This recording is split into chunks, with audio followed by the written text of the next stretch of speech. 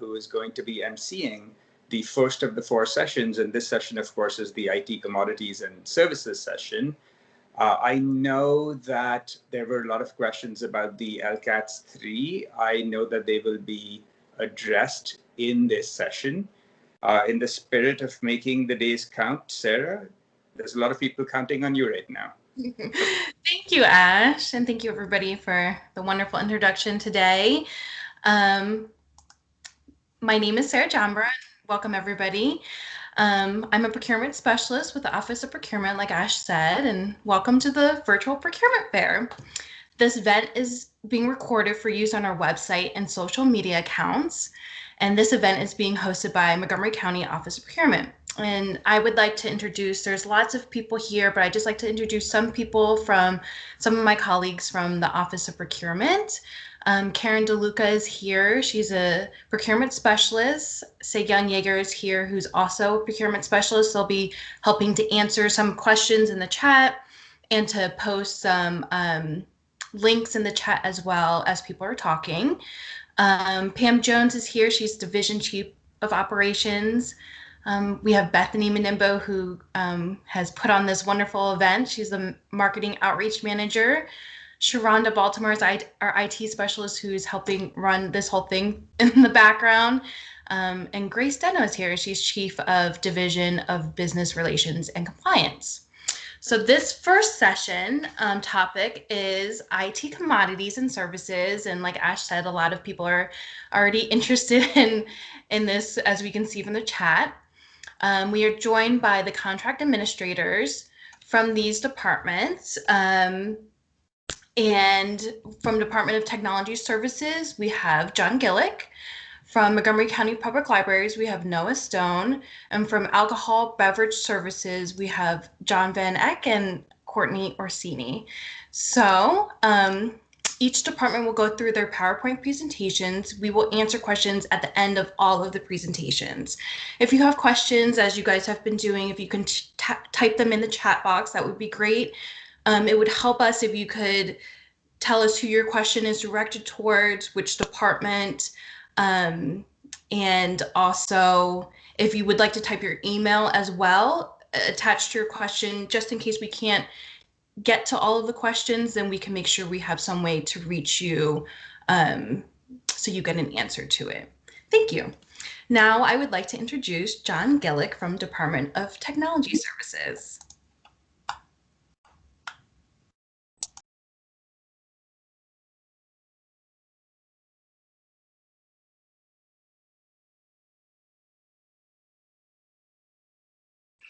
This would go a lot better if I unmuted my mic, right?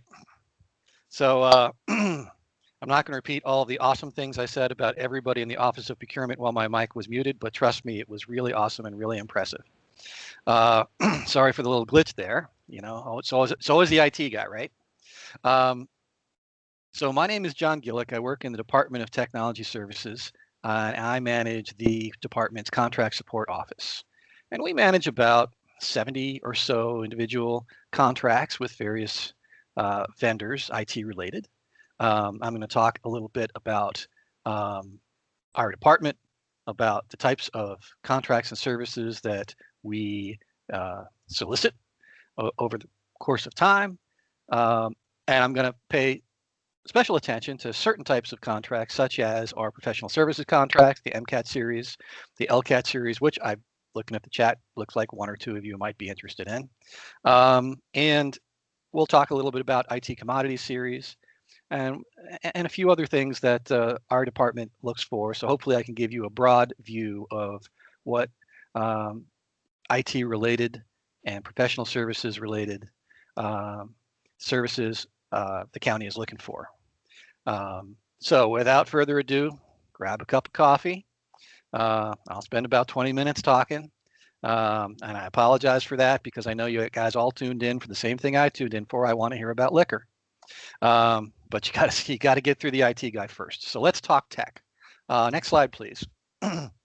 Montgomery County's IT model. You know, a lot of times I get asked, "Are you guys a centralized IT department or a decentralized IT department?"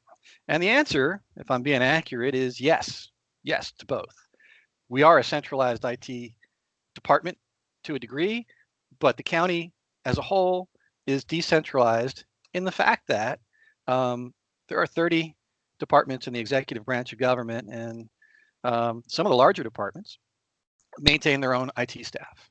And some of the smaller departments rely on DTS to support them. In fact, all 30 rely on DTS to support them in some way or another. Some have their own IT staff and some have no IT staff.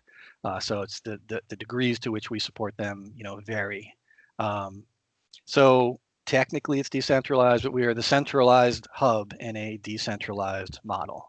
As it turns out, there are more IT staff working outside of DTS departments than within DTS. Interesting little fact about our DTS, our centralized model. However, all of these departments consult with us as they make technology decisions. Next slide, please. Okay.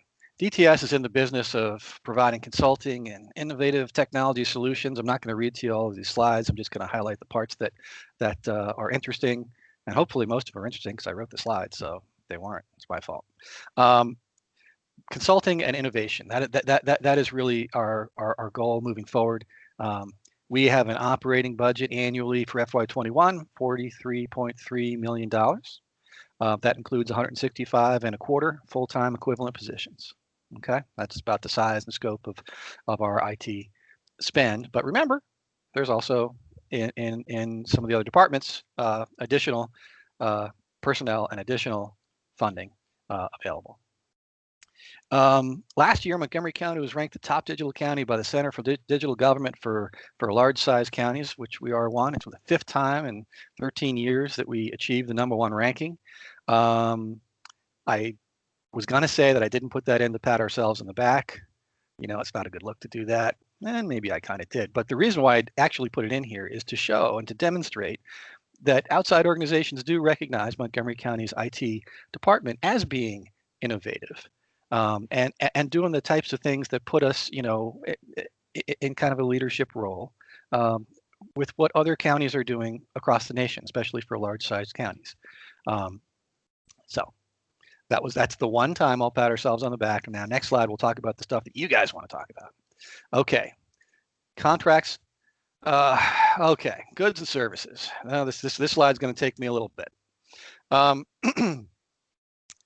So I've tried to list the types of goods and services that we procure through various channels, and I'll talk a little bit about that over time. I'm going to go into more detail beyond this slide for our professional services contracts. We have 2 contract series. I'll talk about that a little bit later. We have an IT commodities contract series. I'll talk about that guy a little bit later. But some of the other things that we look for, we've got a whole networking group that does cabling and wiring of buildings and various locations. So we look for professional services to do the cable and wiring and not just equipment, but services as well. We have a desktop computer modernization program, which is basically a group that provisions laptops and desktops for the 10,000 or so county employees that all need to check their email and work on a PC. And so there's a group that makes sure that all those standards are met, and that we've got everything is put together in a secure way. We've got a GIS software group, and if you've not seen some of the GIS products that the county's put out, the really cool maps, they're a great group over there, and so we have contracts for this as well. We've got an open data platform that has been out there for I'd say about 8 years or so. This is a mandate from the county executive and the county council to share data. The idea is that it's the citizens' data, so the citizens should have access to the data and be able to use and manipulate it however they see fit. So there's a high degree of transparency there, and the county has a award-winning open data platform called Data Montgomery. Cable media and production services. So the county has these PEG channels on your cable service, and we procure a good number of services that encompass anything you can imagine for marketing, producing, and airing cable media content, closed captioning services, marketing services, production services, playback, storage, all of that. There are various contracts of various sizes supporting that. Over on the public safety side, we have contracts out there to support our computer-aided dispatch program, which is the computer software that is used when you dial 911. It's what the police department and the fire department use to see where all their police cars and fire trucks are and route them to where they need to go based on the citizens' calls. Public safety systems, that manage, public safety records. I'll leave it at that. We've got hosting and disaster recovery. Obviously, with all of this data and some of it very private and important, we have to make sure that it's properly backed up, and we've got disaster recovery should something happen. And those services we procure. IT hardware maintenance, telephone platforms, telecommunication services. So all the desk phones that back in the day we used to work in offices instead of these beautiful. I finally got a window office due to COVID because I put myself by a window.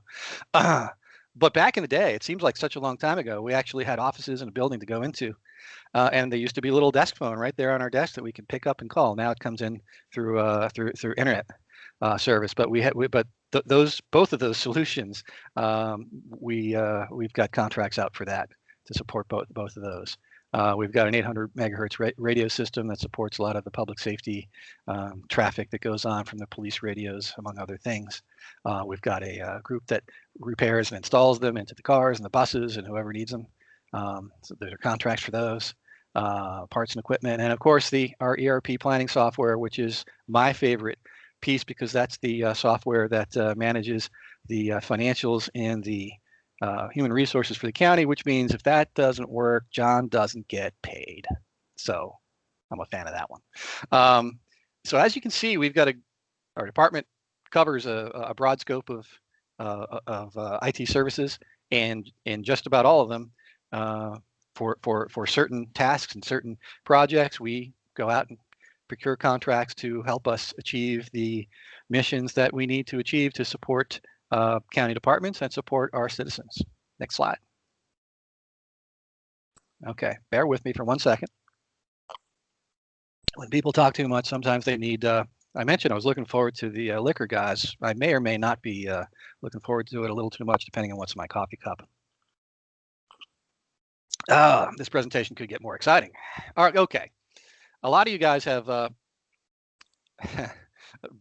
been looking at the comments while some of our prior speakers were speaking, and I see that there's a little bit of interest in professional services, specifically LCAT, so I'll take some time now to talk a little bit about it. And I know some of you know a lot about it, and some of you may be hearing this for the first time, and so I'm going to try to take it from the beginning here, so bear with me to explain how we handle professional services and where we are with professional services and what opportunities are available right now to support the county's professional services need for IT professional services.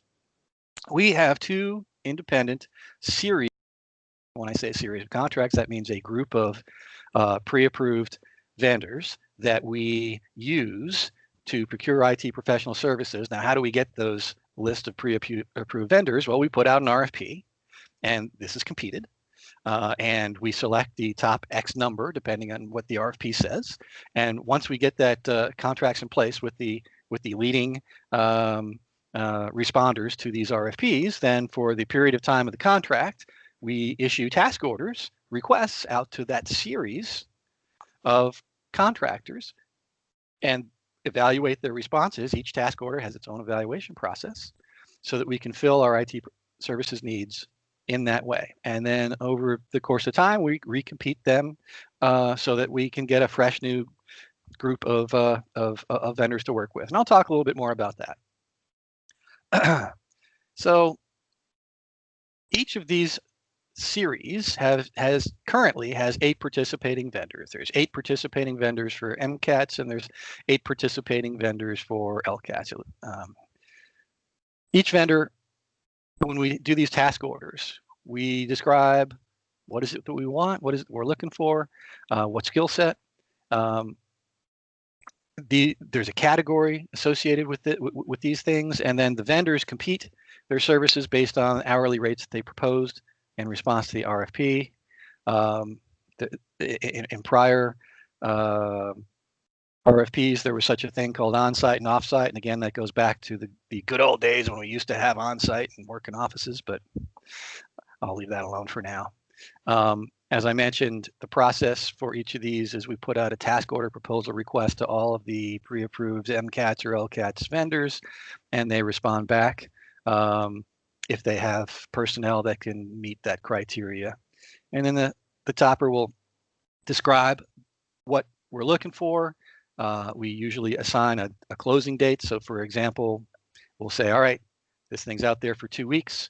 You've got 2 weeks to give us a pre-prescribed number of resumes, and then we'll have a scope of work in there, what deliverables are required by this, by the contract that we're looking for, minimum requirements, expected duration, so that we know, are we talking about a week, are we talking about a year, and then how we're going to evaluate the resumes we get back, because each different task order proposal request may have different points of evaluation. Some may value price more, some may value experience more. So it's up to each task order manager to decide in this contract series for each job how we're going to evaluate things. And then we go through our evaluations and we select the contractor that we feel, based on the evaluation criteria, best meets our needs. So that's our process. Next slide, please. So I mentioned that we have 2 series. Why do we do that?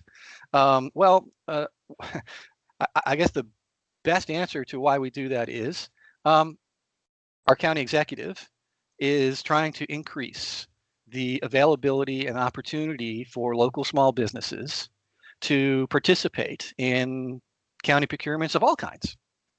And so this LCATS series was designed to increase these opportunities for local small businesses. And in the last year, and I'll talk about this a little bit more, but in the last year, we have gone out for a third series of LCATS, what do we call it, an RFP, right? We have increased the number of opportunities and the number of participants in the new LCATS contract series. I'll talk a little bit more about that, but thanks to direction from our county executive and supported by the director of procurement, Mr. Shetty, we are trying to make sure that local small businesses have more opportunities to provide IT professional services to the county going forward. But we also have the bigger guys that use the MCATS series. So we have 2 lanes, shall we say, that we can issue task orders in. The MCATS is open to all vendors, and that's a competed RFP-based series. LCATS is open to only vendors who participate in the county's local small business reserve program. And these are, if you're a local small business and you're not part of the county's local small business reserve program, I encourage you to go to the website and take a look at it. These are for businesses that are independently owned, that have a primary residence in Montgomery, size requirements based on the type of business that you are, number of employees, or average sales to determine whether you're small or large. But if you qualify for that, it is a good program to be a part of, because you get more opportunities for business in the county, not just LCATS, but all across the board. Okay, that said, when DTS or any other department, because other departments use these contract series as well for IT professional services, this is the only IT professional services contracts available in the county, we can only use 1 lane at a time. We either go to MCATS or to LCATS, not both at the same time. Okay, so why do we do that? Well, we want to make sure that vendors on both lists get opportunities. We used to, we are currently in the second iteration, MCATS 2 and LCATS 2. And we're planning for MCATS 3 and LCATS 3. I'll talk about some dates and timelines a little bit later. But in the LCATS 2 world, in the MCATS 2 world, we decided which group to use based on the source of funding, operating budget versus capital budget. And beginning in 2020, we decided to alternate task orders strictly back and forth. And the first one went out to one, the next one goes out to the other, back and forth we go, so that we can say that, over time, 50% of all IT services opportunities will go to MCATs, and 50% of all IT professional services opportunities will go to LCATs. That started at the beginning of this year, and it will continue on through the LCATs 3 and MCAT 3 series. And that will demonstrate a marked increase in the opportunities for local small businesses versus the prior method of doing it. Next slide. Yes, we continue talking about professional services. Mainly because I can read through the comments and see that a lot of folks are interested in it. So the annual business estimated combined between MCATs and LCATs is roughly $22 million a year. Obviously, it's subject to the IT budgets and the annual budgets that the County Executive Council pass every year. But that's been consistent over the last few years. That's the total amount that's generally available in a given year. Now I'm going to talk a little bit about the two specific programs, because there are some opportunities available. Now, the LCATs series has already gone out for an RFP. In fact, the RFP was posted at the beginning of the year, and responses were due in, I believe it was March originally of 2020. And if you've been checking the news, something happened in March of 2020 that kind of slowed everything down. We hit a series of delays, especially in IT, because our IT department had to figure out how to handle 10,000 county employees suddenly working from home versus working in an office space. So we got a little distracted by this little global pandemic, and I know I'm making a little bit light of it, and it is a serious deal, and I hope you all are well, to be honest. But this did have a big impact on the county and our ability to do business. And we responded. The county as a whole, all departments responded extremely well. But there were some deadlines that had to be prioritized in different ways, and so we were a little slower to address the responses to the LSBRP consulting services series. Currently, it is at the very, very end of the Qualification Selection Committee, the QSC, which is the group that evaluates all the proposals. We received 40 proposals for the LCAT series. 40 local small businesses wanted to participate in this next round of contracts. We are selecting the top 12. So very shortly, when these 12 awardees are announced, I will have 12 local small businesses very, very happy with me. And I will have 28 small businesses very, very unhappy, I suppose. So, I would prefer to focus on the 12 that'll be happy, and hopefully there won't be any kind of reaction like some of these attorneys general in various states are getting. I hope everybody keeps calm about it. But those lists will be announced. I think in the next month or two, we will be able to notify the 12 vendors who have been awarded these opportunities to enter into a contract going forward for LCATs. The process then will be for those 12 companies. We will work to negotiate these contracts. They will all be the same for each of the 12 vendors, and then once it is ready to go, and we are targeting first, hopefully by March-ish of 2021, we're hoping to have those contracts in place and then begin using LCATs 3. All right, that's our predicted timeline on that. If you're wondering, am I going to announce who the 12 vendors are in this show? No, I can't do that quite yet. The Qualification Selection Committee is still wrapping a few things up. But I appreciate your patience for those that did apply, and that notification will be coming out shortly. And I do want to say one other thing before I move on. I am part of that QSC committee, and I read through all 40 resumes, and it's amazing how many words you guys can generate. That takes some time in and of itself. I will say that I've been on this a few times. there are a lot of impressive small businesses out there, and it is a very, very difficult decision, and in some cases splitting hairs between some of these groups. There are a lot that could have, and I'm sure done a good job. We had to, we evaluated based on the criteria, based on the RFP, and we have to take the top 12. Any more than 12, then every topper would have so many resumes we could hardly use them. So there is a method to the madness. 12 is a lot of opportunities for vendors, and that's just where we have to cut it off. So I look forward to working with the 12 that will be selected, and for the folks that didn't get selected, many of you put a lot of time into it, and I hope you guys look for other opportunities and maybe come around for LCATS 4. Now MCATS is going to go through that same process shortly. It is the current contract expiration is in June of 2021. I put a little asterisk by it because it is certainly likely that we'll need to extend it a bit in order to allow for the appropriate amount of time for us to post a RFP, allow for time for those responses to come in, for our QSC to do the evaluations and go through that same process. We will be selecting 8 vendors for the MCATS 3 series. There are currently 8. We're looking to select 8 as well. And I will say, I've been asked this before. It's not a deal where an incumbents get a rubber stamp. That's not how that works. There are opportunities for everybody, and in each of these series, as I've seen, some incumbents remain and some do not. And it really is based on the evaluation criteria and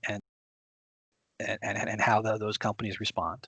So there is an opportunity coming out. Look for it in the first quarter of 2021. We'll be putting out that RFP for MCATS and recompeting that. And then going forward through 2021, we will have both of those new vendor groups in place. Okay, next slide, please. Oh boy, more about MCATS and LCATS. So this is, I think, the last slide on this, but I just wanted to talk about, DTS uses half of the usage on MCATS and LCATS is for our own department, but as much as we use it, that much again is used by other departments, and some of the bigger departments, like I mentioned, that have their own IT services staff also need supplementation. HHS, Department of Finance, the police department, and others are also big users of our LCATS and MCATS contract series. As I mentioned, there are labor categories, and I tried to give an idea of what types of services that we are looking for. ERP folks, ERP support folks are big. We have GIS folks, subject matter experts in a particular subject matter area, so expert level folks, applications development, project managers, IT architecture on occasion, technical writers. It spans the gamut.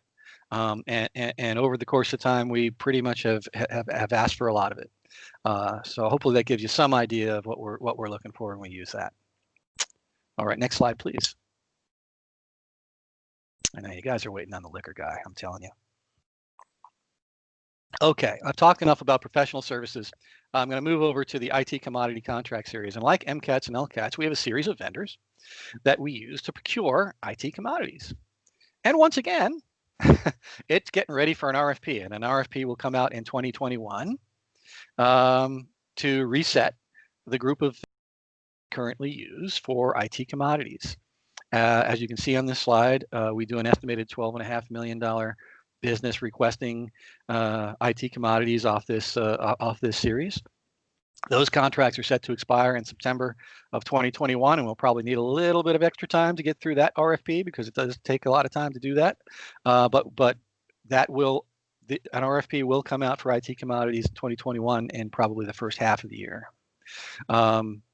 So right now we have 7 vendors participating. The RFP was issued back in 2014, so it's definitely due for renewal. The process is the county issues an RFQ outlining what commodity and service that we're looking for. We get quotes back from the vendors, and we select the quote that best meets the county's requirements. Pretty simple process. It's worked very, very well for us. It's an easy way to have competed response to requests for services. Okay, next slide, please. What is an IT commodity and what is not? it is much easier to talk about what is not. You can see on the list what types of things are listed as IT commodities, but the things that are excluded from this contract are consumable products such as toner and paper, CDs, God, remember those things, and office, other types of simple office products like that. We have other ways of procuring those products. Copiers, they've got our own contract for that, enterprise-wide. Cellular telephone services and the phones themselves, we've got another series of contracts that deals with that, so that's not covered in IT commodities. But basically anything else you can think about, services, laptops and monitors and printers and cables and scanners, you guys can read the list. Those are the types of things, and certain types of software as well are available through this IT commodities series. And those are the types of vendors that provide those things that we'll be looking for in the coming RFP. Next slide. Oh, good. I think this is my last one. If you guys have hung on through my whole spiel here, I apologize if I put any of you guys to sleep, but I know the libraries folks and the liquor folks will definitely wake you up. I just want to summarize, though. I know a lot of these are looking for opportunities. The LCATS opportunity was in 2020, and we are just wrapping that up and are looking forward to having 12 vendors to work with, and absolutely going to be some new faces since we only have 8 vendors participating in the past and not all of them actually responded. So there can be a bunch of new guys. And then in 2021 is going to be a busy year. Sorry, Sarah. We're going to have a lot of RFPs coming your way. MCATs, IT commodities. We are also planning for our desktop computer modernization group. We're planning later in the year to put out an RFP for that. And over the course of the year, we put out a number of cable and media production services RFPs. Sometimes a lot of little opportunities for marketing and content services. Very specific to those types of things. I can't say how many, but it does. There'll be a number out there. There always is for supporting our PEG channels. There might be others. Those are the ones that jump out at me as the big ones for 2021. Now, I think I've talked way beyond my time. I will stay on the chat box, and I see a lot of people have taken my name in vain. Some of you guys have been nice. That's good. Some of you have asked some questions, but I'll try to go through those questions and provide responses to it. I'm not sure how they're going to manage if I choose not to answer a question, but I'm sure they'll track me down and make sure that you guys get answers to whatever you're asking. I'll try to do it while this session is still going on. And at this point, I will pass it back to our Master of Ceremonies, Sarah Jambra. Thank you, John. I appreciate that presentation, and a lot of good information in there. And yes, so John will kind of go through the chat and answer some of the questions that he sees. If by the end of the presentation you haven't gotten an answer to your question from John or anybody else that is so wonderfully answering questions, if you can type your question again and your email address, then we will make sure that you get an answer to that. So next we'll hear from Noah Stone from Libraries. Thank you, sir. Hi, everyone. My name is Noah Stone, and I work for Montgomery County Public Libraries in the business office. If you can go to the next slide, please.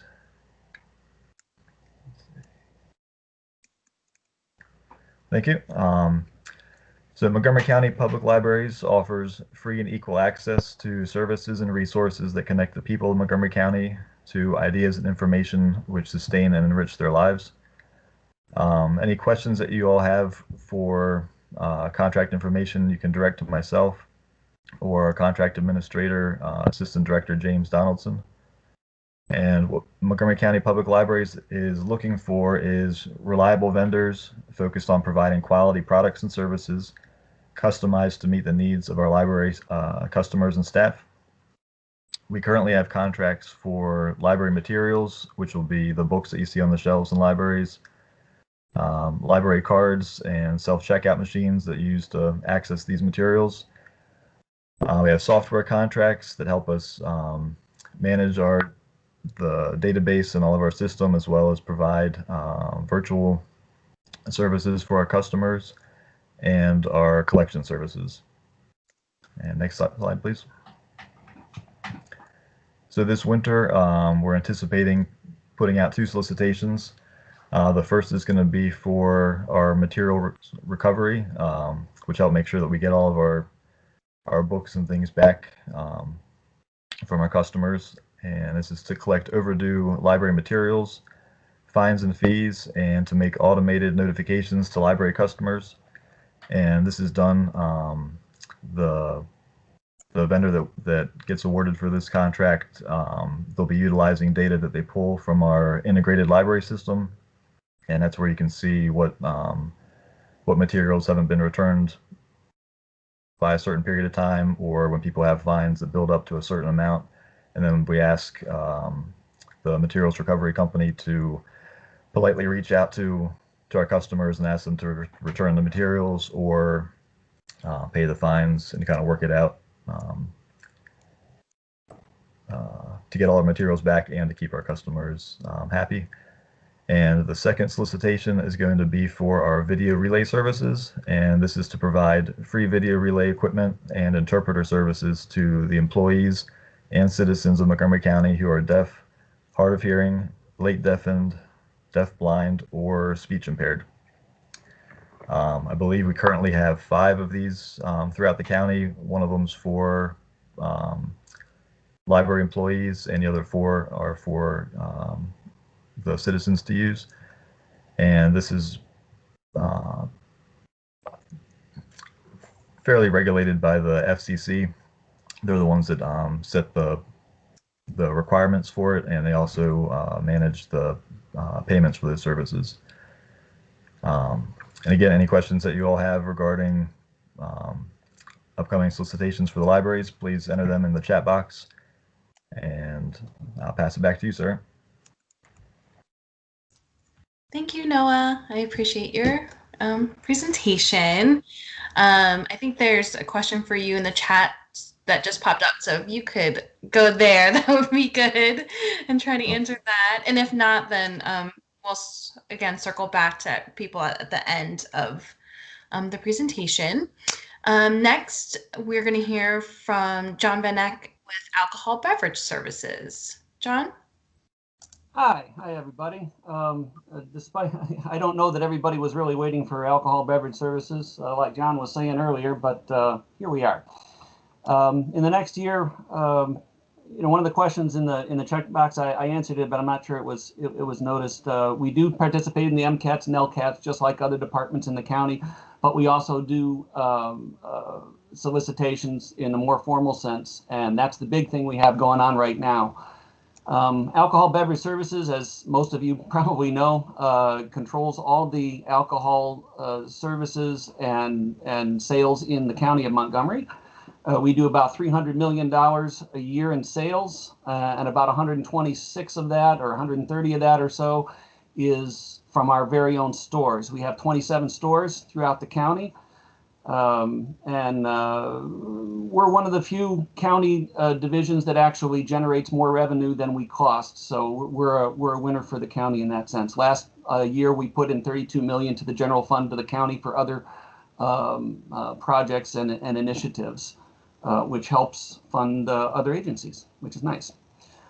So what we're looking for in the next year, and the RFP is going to be hitting the street pretty soon. I think it's in procurement now, and I believe it's going to be approved to go out, is a management system for our retail stores, the 27 stores I mentioned. They have obviously a lot of activity. We do about 1.5 million credit card transactions a year. We need to be PCI compliant. We're looking for a cloud solution. And all the information is going to be in the formal RFP that we're submitting in the very near future. We also, of course, have a lot of different things. Since we handle all the distribution, we have warehouse initiatives, and we're going to be looking at more stuff down the line, but we're getting the POS first. But we will be using the LCATs and MCATs in the future. We've already used it in some sense for a point of delivery system. In fact, just that's in the process of being installed right now. But we're going to be looking for more things. We're looking specifically for new technology and the ways to leverage it. And also, as somebody else said earlier, I'm one of these people that just started with ABS in February. So as soon as I got there, everybody left, and I'm the only one at the office. I haven't been able to personally meet about half the people I work with because of the pandemic. However, I have been with the county for 20 years, 12 of them with DTS. I worked with John Gillick. So I'm pretty familiar with the systems. And that's about all we do. I'm not going to be able to answer. I don't know if there are any questions, but I anticipate there might be some questions about regulations or laws. I'm just the IT guy, so I can answer questions based on that and all the registration or other issues. Or if you're looking for RFPs specifically for store remodifications, Courtney can answer that, or somebody else we can direct you to. And that's all I have. And I'll answer any questions that I see. I'm trying to keep a tab on the chat box there. If you have any questions, go ahead and type them out. I'm going to be watching the whole time. Thanks. Thank you so much, John. Appreciate all the information you gave today. And so now we're going to start with some questions in the chat box. I think everybody has been doing a good job of answering some of the questions. Let me see which ones have not been answered. I think a lot of them were about the solicitation tracker and LCAT 3. So yes, we will get that updated. And John did a good job of explaining that process. Let me see. There are some questions for Noah. Noah, are you available? Yeah, I'm here. Okay, so there was one that says, do you handle E-rate for the library? Yeah, I do not handle E-rate. And off the top of my head, I don't know who does that, but I can track that information down and respond back to that the person that asked that question. That sounds good. Chris, if you can leave your email in the chat, and then Noah can, and just retype your question, that would be good. So Noah can get back to you on that one. I think there was another question about furniture needs for the library. Yeah, so the libraries we use, I believe it's General Services, the county-wide furniture contract. So that's where we get all of our, or probably 99% of our furniture through those contracts. Yes, we do have a furniture contract through DGS, so Department of General Services. John, I see you've been answering some of the questions as well. Let me see ones that you have not answered, if there's any.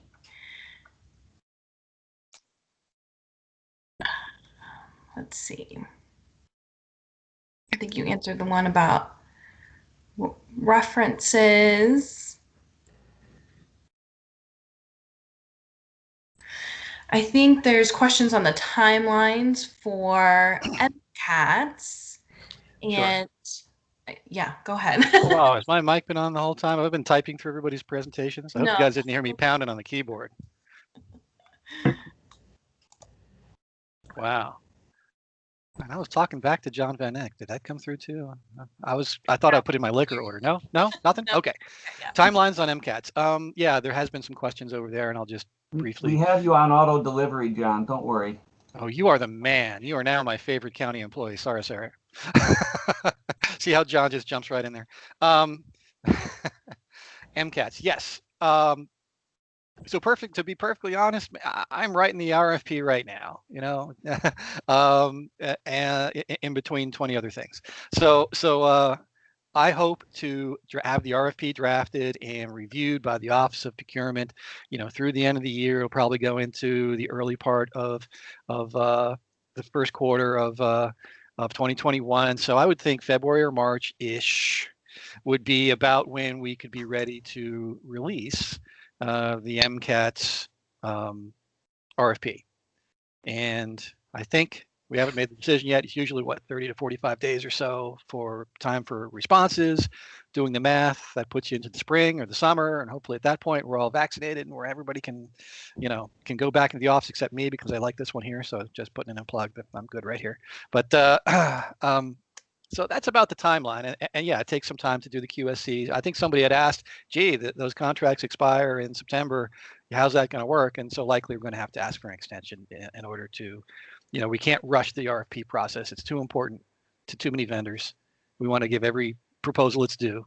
And we're going to take our time to make sure that we get 8 great vendors, like I'm sure we're going to get 12 great vendors for LCATs. Thanks, John. Sure. There's a few more questions. I don't know if you answered, and you can just tell me if you did. And we're just going to go a few more minutes just because we want to be respectful in case anybody wants to go to the other sessions that start soon. There is one that talks about IT commodities and how it was set to expire on 9/25/19. So that obviously has been extended. And then it said hopefully, and then the question is, will MCATs get prioritized over IT commodities? I guess they're asking. Yeah. Okay. I don't love the way that question is asked. Will it get prioritized? It will come out first, mainly because it will be. We're just further along with it right now. Tied to the LCATs. It's going to be similar to the LCATs, so we can respond to that quicker. And so we're going to get that out as quickly as possible. And then, we can walk and chew gum at the same time, and we can work on IT commodities as well. But if I'm being honest, which, I guess I try to do that, MCATs will likely come out first and then LCATs at some point. But we're targeting both for the first half of 2021, MCATs in the first quarter, and then IT commodities, shortly following that. That's a good answer. And then another one, I don't know if you answered this, but it says local governments have been a favorite target for cyber attacks lately. Does Montgomery County have procurement need for cyber security products and services? Yes, and there was another question about that before, asked a little bit differently. I am sorry, I did not put them on my slide. They're probably going to cut off my my Wi-Fi as we speak. I might not even be able to finish this presentation at this point. We have a very robust cybersecurity team in Montgomery County. They're very, very good at what they do, and they do have needs. And over the course of time, they have requested professional services for cybersecurity support. Auditing folks and all down the line for products, commodities. So yes, we have a very robust cybersecurity presence, and that is reflected in our purchasing. So I'm sorry I didn't address it during my presentation. I will make sure next year when we have this live and in person that I will talk a little bit more about those guys. But yes, please, that companies that do those types of things, we will have interest in what you guys do. Thanks, John. And I'm just going to take one more question. There was a question for Noah. I don't know if you know the answer to this, Noah, but it said, are there vending machine contracts for libraries? So I believe that those are also handled by DGS. I know we have some vending machines in a few of the branches, and that we worked with DGS on getting those in place. Off the top of my head, I don't remember who the vendor is on that one. Okay. Sarah. Sarah. Yes. I did put in the chat the link to our contract search engine, and if they type vending, we do have a vending machine services contract for the county. Perfect. Thank you, Pam. No problem. Okay, that's very helpful. So if your question did not get answered in this session, our time got cut into a little bit in the beginning. But if your question did not get answered, type your question again and put your email, and we will do our best to get back to you as soon as possible with your answer. But we just want to thank the contract administrators, the procurement specialists, all the people from Office of Procurement that have helped, and especially all the vendors who attended today. There's going to be a survey posted in chat if you guys can take a minute to complete the survey. like Ash said, this is a big undertaking for us to do this virtual event. So any feedback you can provide will be great through that survey. And thank you guys all for taking the time out of your day to come and be with us today and have some of your questions answered. And I'm going to end it now just so we can make sure we can get everybody that wants to go to the other sessions to those sessions. So thank you, everybody, again. Thank you.